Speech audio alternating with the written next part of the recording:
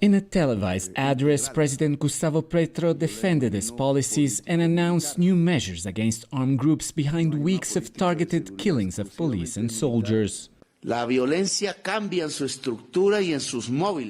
is changing in both its structures and underlying causes, and understanding those changes, detecting them, even predicting them, is key to an effective security policy. Public policy must adapt to the shifting nature of violence in Colombia.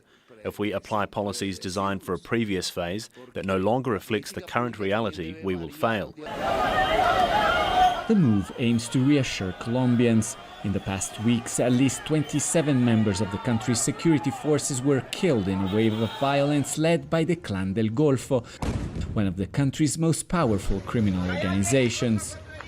Colombia's defense minister says the tactics mirror those used by Pablo Escobar's drug cartel in the 1980s, including paid assassins, and is a backlash against recent military operations. Despite the intentions of these organized groups against our uniformed personnel, our military forces and police have responded forcefully.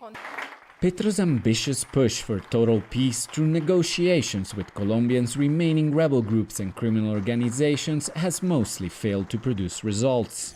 Ceasefires have instead allowed many to rearm and tighten their grip on volatile regions.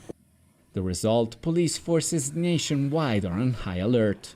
The security situation has deteriorated to the point that even in major cities like the capital Bogota, the government is taking extraordinary measures, ordering all military and police personnel to avoid using their uniform when off duty, change their commute routes, and refrain from sharing their personal information on social media, all to avoid being targeted.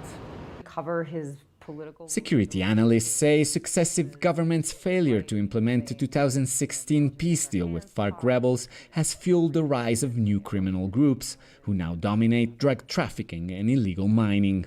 What we're seeing today is that in every region across Colombia, almost without exception, there is a deterioration in security. And what's different this time is that it's starting to affect urban areas where the majority of voters are, and it's becoming increasingly close to the center of the country, which has always been the economic heartland and the part of the country where the state presence has been the strongest. A sobering outcome for a government that promised peace and for a country that believed its worst days were behind it. Alessandro Rampietti, Al Jazeera, Bogota.